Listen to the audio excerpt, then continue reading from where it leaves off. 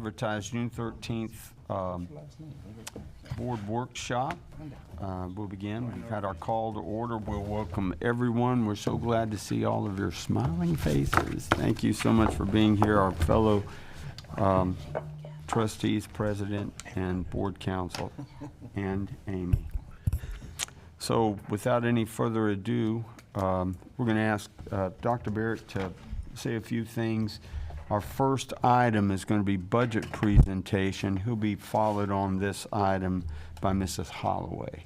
So, since this is a workshop, you just want me to do it from the dais? Yes, it'd be fine. Okay, that would Yes, be it'd fine. Thank you, Mr. Chair. As Michelle once again presents the formal budget to you today, her presentation is almost identical to last month, but so I thought it would important that I would start out with a brief state of the college that will help you communicate with you the budget for the future and perhaps some things regarding yesterday with the governor's budget and so forth. So I thought it was important to do. I want to begin, I want to thank the board for allowing me to be a trustee with SAC-COC, which is our accrediting organization, which will be moving forward. I'll turn this off, I'm sorry.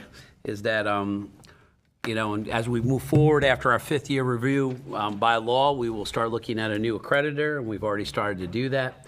But being a trustee, I had the opportunity the last 2.5 days, got done early actually, to review 77 cases. And why I tell you that is because most of those cases are pretty easy cases, and I can't talk about them because of confidentiality and stuff, but probably half to a dozen of those cases are very difficult.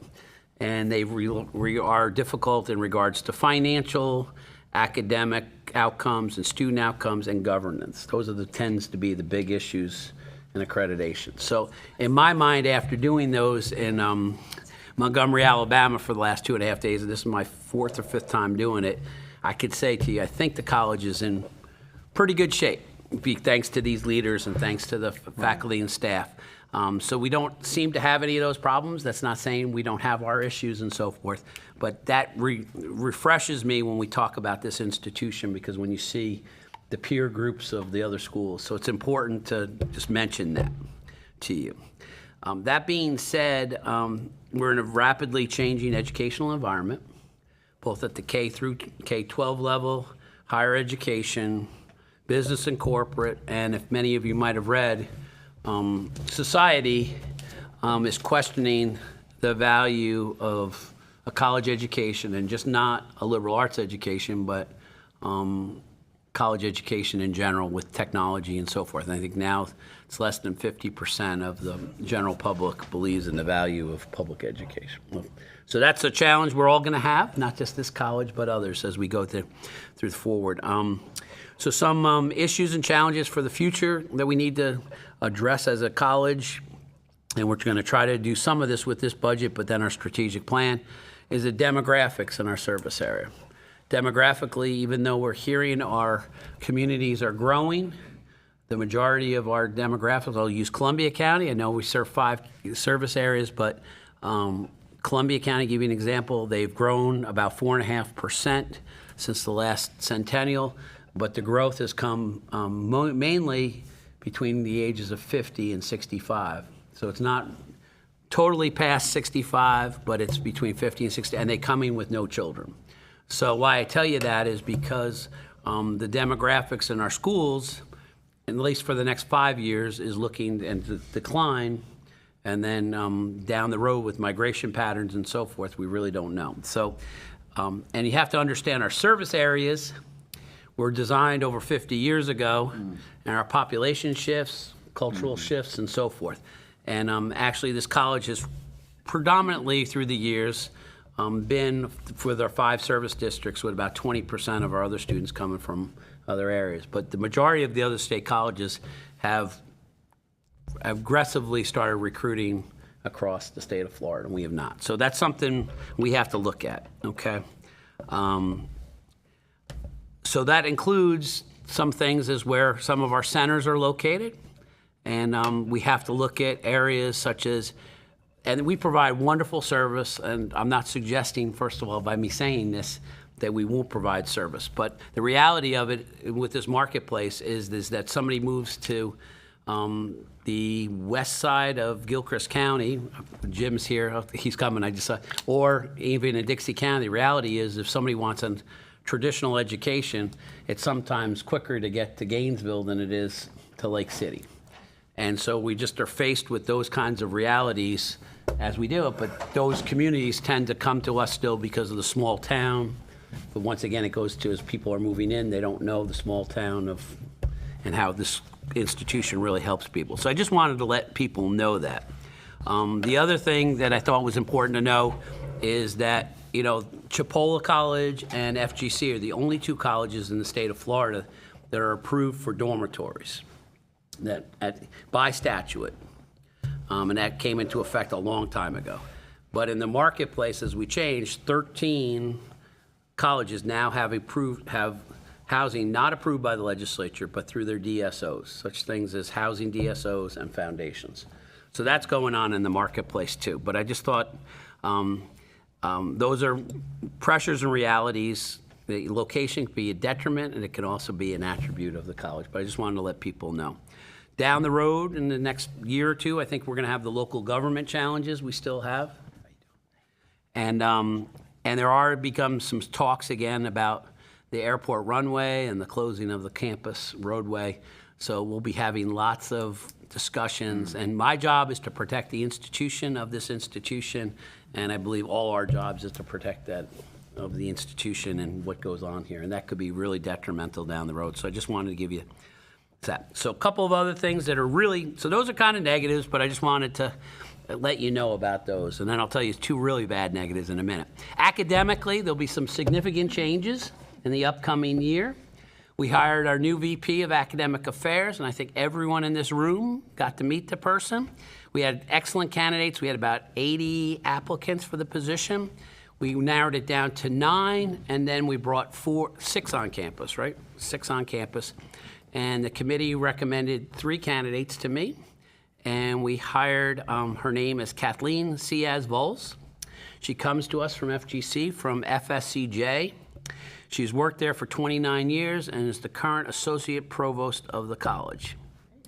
Very impressed with her. She will start July 1. She will add steady and engaging leadership that will be both relationship-based, but also highly student-centered. All positives for the institution. And funny thing is when, you know, we do the reference checks and then we try to call some people off the reference checks, I couldn't find a person that had a bad thing to say about her. And she just is so good about the situation. So I thought I had turned this off.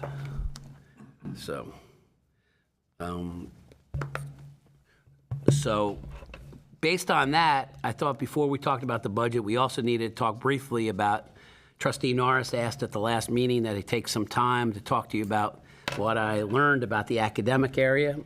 So I thought this was a good time because it does impact our budget a little bit. So these are just some quick takeaways. Our faculty are solid and some of the best faculty many of us in this room have ever worked with. Very positive. Some challenges. Some faculty have only ever worked at FGC and do not have the breadth of experience at other institutions. They don't know any other way than FGC, and that's nothing bad, but this is fantastic, but also it's a challenge to make sure that we communicate with them and they stay abreast of what is taking place in the state of Florida and also in the U.S. So sometimes when they don't look outside sometimes, we need to do that with professional development and things like that. With new faculty, many come with perceptions and experiences from other colleges, sometimes very helpful and sometimes not. And that's kind of the, we must do a better job at onboarding them with expectations and changes that are occurring because of local decisions, but also at the state and federal levels. My feeling about that is over the past few years, our relationship entirely in that area has been much more transactional than relationship-based. So Kathleen will bring both, I believe, to that. So I think that's important. And one of those changes that we made, and Tony's already moved, is the synergies between student affairs and academic affairs. They've been relocated to this building where they'll share a big suite where they'll both have their own administrative assistances and immediately build some synergy in this building. So that will happen. And then the thing that I need to be better at, and I'll take this as an area of improvement that I think I need to do, is we must balance cheerleading and bragging versus reality and expectations. And sometimes we don't want to brag, and I think we need to do more of that, but we also maintain with our faculty, we're just not saying we're the best and all that. So it's a fine line. So we'll be organizing some organizational changes that will help academic affairs that Kathleen's been involved with already, that will talk about not just evaluation assessment of our faculty, but also teaching methods, how we're evaluating differently, and so forth. And we're really looking at that as an opportunity for our faculty. So, and we need to address those issues in our budget. And remember, we're looking for employee. And then the other issue that we're all having is good employees. And, you know, if someone had asked me even 5 years ago, we'd have people leaving in the mid-semester that were teaching and stuff. That was unheard of. And now that's an occurrence. So, and everybody's having that occurrence. So we have to somehow manage that, as I see some of you do that. So that's, any questions about that before I mean? I just want to say thank you for being so transparent about it. I mean, not many leaders would sit here and give the board that kind of assessment of your time having to wear two hats. So I appreciate that, and I think in the long run, it's going to have served us well. Absolutely. And I always said I would have no hair for that, but I can't say that. So, so the other couple of things that before we talk about the budget, and I'll leave Michelle to talk about the budget, is that yesterday was not a good day, but, you know, every day is a new day. So yesterday, the governor, the legislature had passed a couple PICO projects, and both were vetoed, as were a number of projects. So, I mean, how many leave? 15 out of 25 or 10 out of 25? So, you know what? We've already started working on how we're going to try to fund the welding project and the waterproofing of the campus, and we're looking at alternative resources and also our own internal resources. So we'll get through, we'll figure that out, okay? That was the least of the challenge yesterday. And the other challenge was the healthcare, which the council presidents, tons of lobbyists and everything said it was not, it would not be vetoed or couldn't be vetoed. I don't want to get into the language of everything. The reality of it was vetoed yesterday. And the language is very hard. Everybody's reacting, and we just have to take a step back and figure it out. And figure out what our next moves are. And I do not have the answers to those questions. But as of 3:15 this afternoon or 3:16, what we can tell you is the governor signed the bill for health insurance for the colleges. The language is a little bit up in the air. There's lots of legal opinions, lots of political opinions. But what we do know is he vetoed the money to go along with it. So, and for us, Michelle and I have been working on it. That impact, if we must go into it, and remember, we want it. We all want it, okay? I'm just saying, we all want it. But the fiscal impact, in addition to the budget we will present to you today, will be significant. It will range from anywhere from $1.3 million a year to $1.9 million a year. And why that range is so difficult is because the state, when they're going through this, don't know. And once we open an enrollment, there's lots of changes that will occur because people will want this insurance.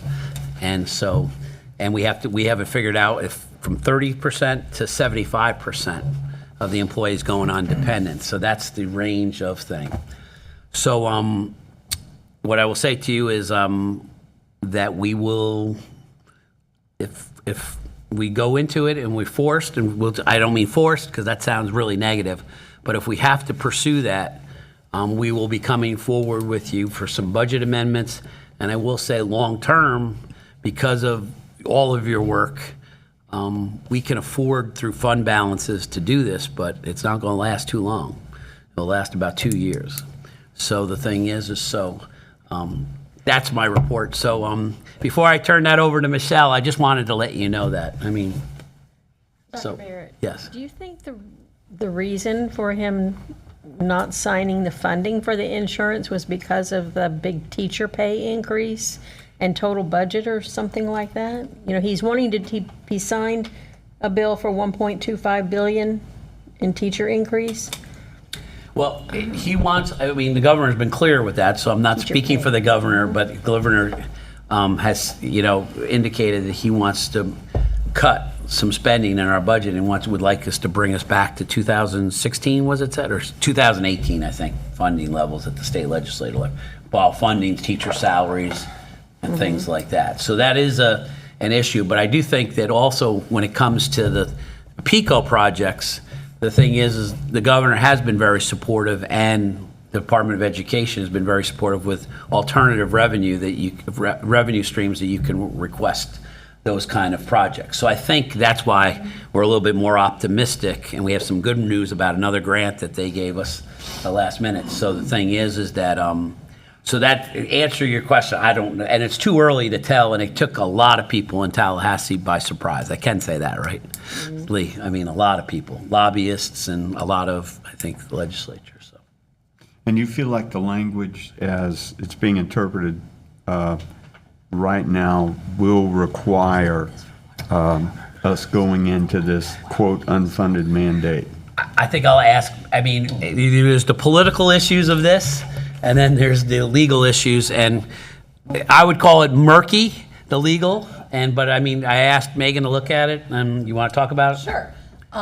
I don't think it is. I don't think it's an unfunded mandate at this point. I think the idea behind him signing the legislation is that the state college system is now included within the state insurance program, and it provides an option for the state college system to go that route, but I don't think it is required, especially since it was not funded. Thank you. That's a little better look. Yeah, But it is confusing. it is very Yes. confusing. So, any other question before I turn it over to Michelle? Michelle, now you can do the good news. I'll be the bearer of bad news.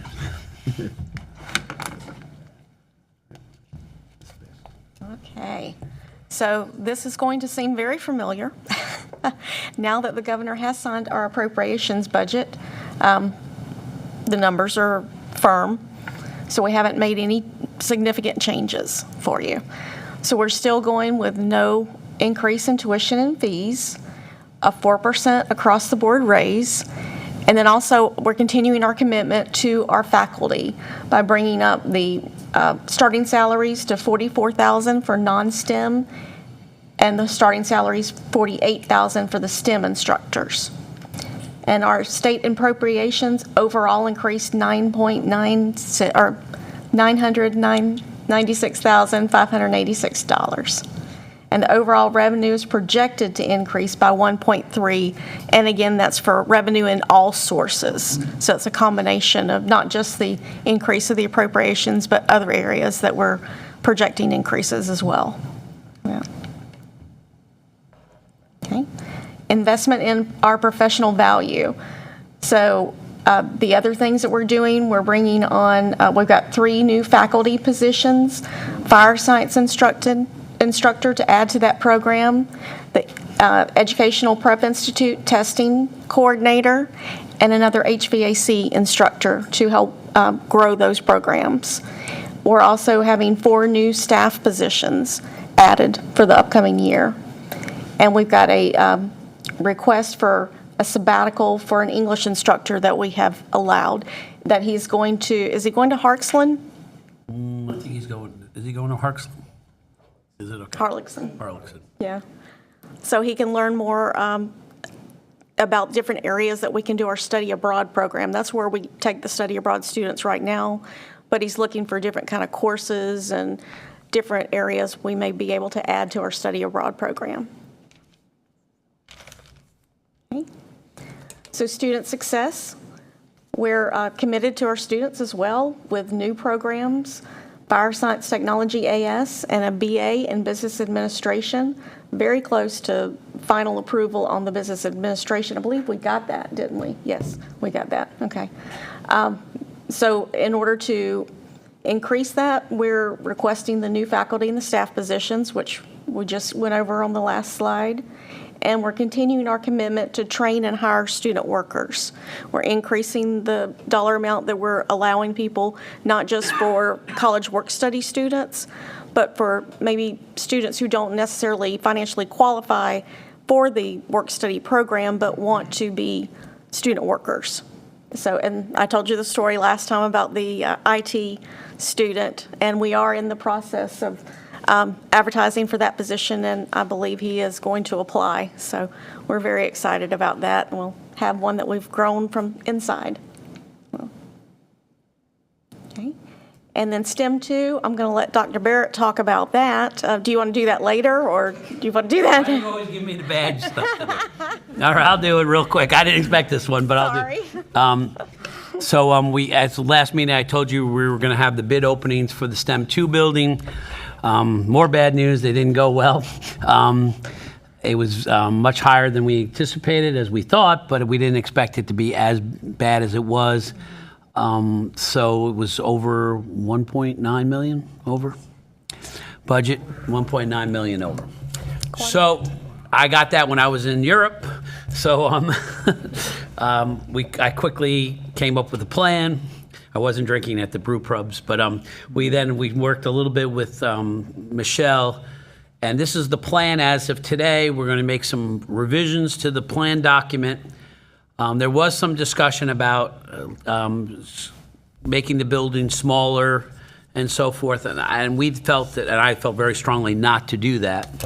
If we thought we had a need for that building, we should continue with the space that we had. So how we're progressing with the architect and the engineer, and it will cost us about $23,000, I think it was, to redo the plans, which is very minimal compared to what we, for us now, it's hopefully a $5.3 million building, is that we will build the building as is, and the building, the first floor, will be operational for our simulation buildings, and we'll build the second building as we receive money through foundation gifts and through, if we can come up with our own money. But we will, when we go re-out to bid, so we understand, so we'll have fully operational simulation building with the classroom, and the upstairs, the anatomy and physiology building, will be just a structure, and we will not, but we'll have all the HVAC hooked to it, all the plumbing outs and everything, but we will not build it. And I've done that in Maine. I actually did that with a building in Maine and was able to get it done. So that way we're still pursuing what we need. So I just wanted to let you, and we believe we will then have we will be within the cost, and the primary, most urgent need is to have those simulations classrooms. So thank you, Michelle, for letting me tell you everything. Thank you. Any other bad news you want me to tell the board? So I just had the comparison between 23-24 budget and 24-25, and the expenditure amounts here. So our personnel, we did take that up as full revenue. 74.2% of our revenue is going to personnel budget. And then current expenses, 25% will go to current expenses, and capital outlay, not even 1%. We're cut that down a little bit just to make sure we could get some more in personnel and grow our faculty and staff. Michelle, Did it go? Yes, ma'am. do you have any idea how that 1.25 billion that just got signed, how that would impact the college For the for the teacher pay increase? Oh, it wouldn't impact yeah, that. no. It's not going to impact. K-12. That's Kate. Right. It's only for K-12. Yes, There ma'am. was nothing appropriated at No. all for, that was my question. Nothing. It was not specific in some of the articles, okay. Yeah, and now with us bringing up our starting salaries, hopefully that'll, still keep us a little bit more competitive with the K through 12 system now. I don't know what that's going to do to the K through 12 salaries, but hopefully we'll still remain within that competitive range. Okay, so this presents a balanced budget again for the second year. So excited. So our total revenue is 28,803,266 million. And our personnel expenses, projected personnel expenses, $21,293,214. Our current expenses, that's $7,279,052. And our budgeted capital outlay, $231,000. So the expenses and the revenue all net to zero, zero-based budgeting. So that's exciting to me. So, and there it goes. Do we have any questions? Any questions from the board? Any observations? So just a question, so you think there's a $1.9 million shortfall in that building? So what would it take in terms of a capital campaign? When's the last time we had a capital campaign? Was it for STEM Building 1? Oh, sorry. When's the last time we had a capital campaign? Was it for STEM Building 1? Well, yeah, I mean, it wasn't called a capital campaign, but we did it, we did that for the STEM 1. Okay, I'm just wondering, are we primed to have a capital campaign for something like that? I mean, it doesn't seem to be unreasonable with the foundation that we have and the manpower, I know you're a mighty manpower, but, the traction we've had, having a capital campaign for something specific like that so that we can do the building, is that worth looking at? Rather than Yep. having And- half a building finished? Well, and so you know that we do have $200,000 unrestricted gift for the naming of that building already that you guys accepted. So that's a starting point, and I know Lee has been working. He was a little disappointed when I said to him, you may have to, worry, we may have to worry about building this thing, but, so, I mean, that's something we should look at. And not to take away from our wonderful scholarships that we do, but we know we've got scholarships that go unused. And so instead of having a focus on scholarships for the next year or so, what would it look like if we tried to plan a capital campaign and raise money in the community to finish the STEM building outright? I don't need an answer today. I just wanted to throw it out there. Go, is it worth looking at it? Yep, absolutely. So we'll start working on that. We'll come up with a plan and see how doable that is. So. Good. Any other questions? Okay. Thank you. Thank you very, very much. Our next item on the agenda is the charter school update from Dr. Barrett. I really have no other information. We're still working at, there's some discrepancy about, one of the big issues with that is, of course, the issue of governance. That's the big issue out on the table, and we still don't have a clear direction on that from the consultant. We do have the application done except for that part, and Michelle had started working on the financials about the FTE, which is totally different. As many of you know, it's totally different when it comes to that. So I do want to tell you that. So there's no update on that. I will, because the question that David was asking was about teacher salary. See, I don't know about K through 12 teacher salary. My understanding, that I'm not in that world, but I think the starting minimum salary as of last year was 47. Has it gone up again?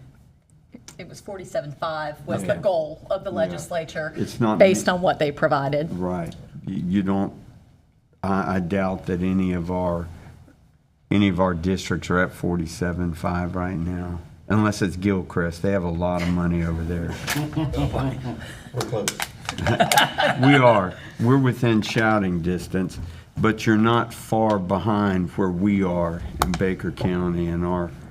And what I would say to you is if you look at our iPads report, and we can break it down in multitude of ways, and that's one of the reasons why we're a little concerned about doing a salary study, is that if you look at the iPads report, the iPads report is the National Directory for Salaries. It shows that our salary is about 56 overall because of our experienced faculty and so forth. I think Suzanne says I'm too transparent, and sometimes I am, but I will say to you that, you know. I didn't say too. No, but I will say maybe I'm too transparent about things. 'Cause I don't think any Board of Trustees member would ever say No, that I'm the sorry. president Okay. is too Let transparent. the record say, if Stu, if you're listening, say that I did. So anyway, the thing is, what I will say to you is that two of the candidates for the VP, they're all laughing. Two of them, and I thought it was a unique thing to say to me when I interviewed them. But I think it's kind of a challenge to say, and I've reflected upon it. I still don't know the answer to this, but I think it's good to share with you, is that they said, your biggest challenge with the faculty is their salaries are all over the place. And I say, we take great pride in that. We take great pride of the value for the years of experience and because of the thing. But they said, as they talked with some of the faculty and so forth, that that's become a very competitive nature and pitting faculty by discipline against each other. So how we've run this institution, how Dr. Hall ran the institution, was for need and for, you know, we're very proud in certain of our programs, you can't find a PhD in auto technology, but we can find somebody with 10 certifications out of 10 that's going to teach our students. So we've always prided ourselves in there. So some of the challenges with salary, I think, at the institution is that we run the gamut of people at 40, I think our lowest is 41, to somebody that's a faculty member in nursing at 107. I'm just going to say it. So, I mean, so the thing is, so there is some challenges there. I think that those are challenges we have to work as an administration, and you guys don't need to know about it. But the thing is so when we talk about minimums, that's why it's so important that the 48 for STEM is important. But what we also should remind you is those people that were at anything within 2,000 of that 48. So if they're making 50 and they're already in STEM-based, we are giving them a small bump, including the 4%, so we don't have that compression issue, that many people are hiring people new at more money or at the same level. So it's a balancing act. Some people will say some will say that we're playing favorites. We're really not. I'm not playing favorites. We just need to work this institution like a business while being student-centered and having the best quality faculty we can have. Sorry if I was too transparent. Internal equity in anybody's salary schedule, as Dr. Surency deals with, and I've negotiated for our board for over 30 years, it's difficult. And you're always having to be careful how you walk on the spider web. So you're doing a great job. Okay. Are there any other observations or questions about the charter school from our board? Ethics forms is our next item. That's mine. And so all of you should have received in the mail, and I'll do this announcement again at the board meeting, is that it's all done electronically this year. So the paper ones that majority of everyone has filled out, and I usually do the same thing, and I just walk it to the Board of Elections. I make sure that it gets stamped, and I do it. So we all have to do it now via electronically. So it's something different. If you're having trouble with it, Amy will help you, but we can't fill it out for you, okay? But the thing is so I just want to remind people, because I've gotten like 5 reminders already via email and also 3 in the mail. So it's like, so just wanted to remind everyone that. Have you gotten anything on that? I got an email reminder. I think, Amy, you sent us a reminder, didn't you? Did they go to the, or It's been a while back when we found that, so I don't think that y'all would have gotten anything. see, I got one personally, so I mean, I haven't gotten it. Well, I mean, and I may have got something from you, Amy. A month or Yeah. so before y'all actually have to. So I'm glad I brought it up. Yeah. July, it's usually July 1. July, it is. It's July 1, that's why I was trying to. Yeah, that was very timely. It's now digital. Yeah, the little, what you call it. No, I don't think I got it yet. I may have gotten it. We might want to send out, if we can send that out again, just to remind the board. But I think I did get an email that If says we- file online now. Are there any observations, questions about that? If not, we've covered our next item, STEM project, I feel like. Thank you. Nothing else on that. We'll move right on to graduation participation. That's also Dr. Lawrence. So August 8th is our summer graduation. Casey will announce, but we might as well, how many, 80 participants? We'll do it formally. 80 participants, 22 faculty will be there. They do not have to be here. They're not on contract, but 22, which is a great sign for our faculty to be there. So we have 80. It's really a different graduation because it tends to be at night. And they're a little unruly usually, but we got them under control last year. So the thing is, same format, and it's really kind of a great opportunity. And what's great about it is, for those of you that are able to attend, it's board night. So that means hopefully the board will be real quick, and then we'll go to graduation. So, and that's the first board meeting of the new year. So that will be August 8th. So the board meeting will be at 5, graduation's at 6:30. So we're really excited about it, and it's always I just make fun because it's unruly. I remember the one year I didn't tell everyone to remain in their seats, and the whole crowd just overtook everybody. So it was quite the interesting thing. So that is, any questions about participation? Amy, have you gotten everybody's info? They're on their. Oh, they're all on their thing, okay. Without Amy, I'd be useless, so. She does a wonderful job. Do we have any comments from the board? That was our last item on this agenda. Are there any observations for the board before we take a very brief break before we gather in? We're going to do that in a regular board. Okay, we're adjourned. If there is nothing else, then we'll meet back here at 5 o'clock. And we have some good food, not that we usually don't. This time we have good food. You never miss a trip. I saw Thank your you arrow. so much. That's why I was shocked, but no worries. Traffic's been crazy. Are they resurfacing it?